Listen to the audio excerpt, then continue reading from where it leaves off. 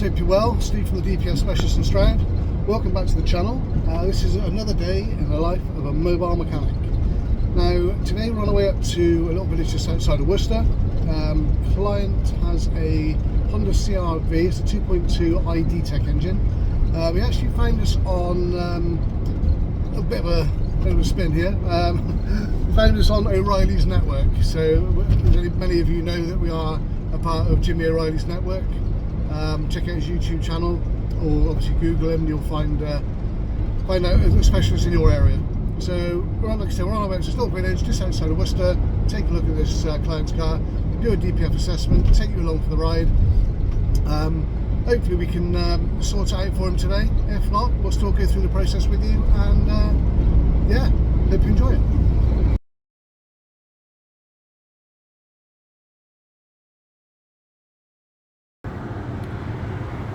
Okay, so currently doing the topology scan of each individual modules within the ECU. See already we've got one fault code there. See the rest are still scanning at the moment, so we'll just let that finish up and then we'll show you our other findings. Okay, so the scan's now finished. As you can see, we have only got, I say only, we've got fault code, the engine coolant temperature sensor 2. That's a current fault. So I'm just going to do a bit more diagnostic a second. Okay, so checking a bit of the live data as we speak. We've brought up a few things. First one being the DPF pressure. Let's change that over to HPA a second. Okay, so at idle, as you can see, so engine speed 720 RPM. Ideally you want it between 0 and 10 HPA. This is currently idling at 20 HPA, so it's slightly higher than what we'd like. Engine coolant temperature 33 degrees C. The vehicle's only been running for a minute or so, so I'm not expecting it to warm up too quickly, but we are going to obviously keep an eye on that and make sure the thermostat and the engine coolant temperature are correlating together. 1.63 volts, so again where it needs to be. So okay, so now at 2,500 RPM, so if we watch the bottom bar there, we want to be looking sort of 20 to 60 HPA. Okay, so we come off to 2,500 thereabouts.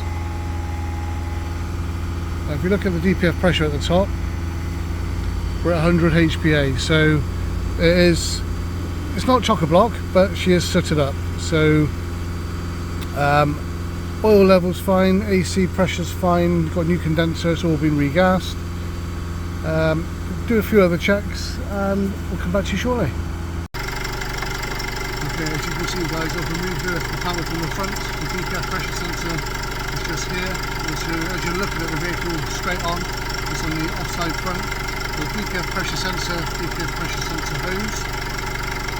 You're going to use a manometer to check the pressure manually, just to make sure that it all lines up. Again, that's fluctuating 24-25 HPA, so basically what that's telling me is the sensor's not faulty, it's registering pretty much the same as what's on the diag, so yeah, I'm happy that the sensor's not faulty. Let's let it warm up. Okay guys, so I'm happy with all the results so far. Now we're going to mix up our chemical. What we always use is a product from Launch UK. This is the DPF cleaner, brilliant. Using the launch gun. So as you've probably seen a million times before, 50-50 mix. Half in the canister. Actually, quite half. Half in the canister there, and then we use deionized water. It just oxidizes the mixture a lot better. So you fill that up. So it's a full litre mix. So that goes inside the canister there. Into the applicator, then we put the gun back on. And what we're going to do, I'll take you through the rest of the process shortly, but we'll be hooking up our gun with a chemical into the Honda CR-V through the DPF pressure sensor, and we'll inject the chemical in at 130 psi. So if I do want to show you before we get going, down here on the pressure sensor there is two hoses. So one goes to the bottom of the DPF, and that one, which is the inner one, goes to the top of the DPF. So when you inject, you go in through the top, so it'll fill the DPF up, or through the honeycomb, and give it a big clean out. Okay guys, what you need to remember when you're putting the chemical into the DPF, try and do it in small bursts. So the first one I was putting sort of 5 to 10 seconds, let it sit for a few minutes, then fire the engine up, and then put the rest in. The reason we do this, when you put the chemical in, it can backfill, which will obviously, will potentially fill up your cylinders. It's a whole different game then. Injectors out, glow plugs, it's make a lot more work for yourself. Just make sure you do it in small bursts, have the engine running after sort of 5-10 seconds, let it sit, and you'll be fine.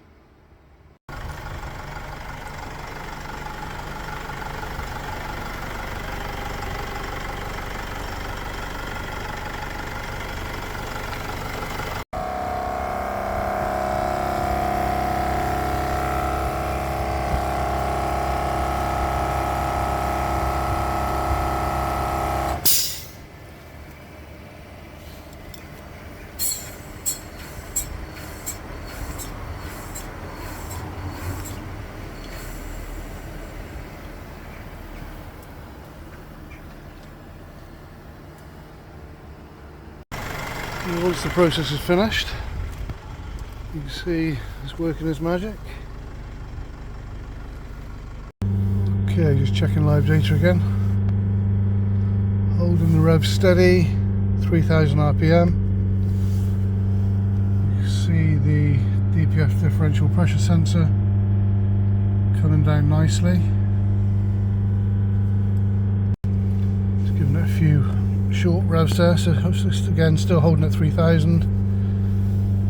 DPF pressure is at 28 HPA or 28 millibar, holding nice and steady.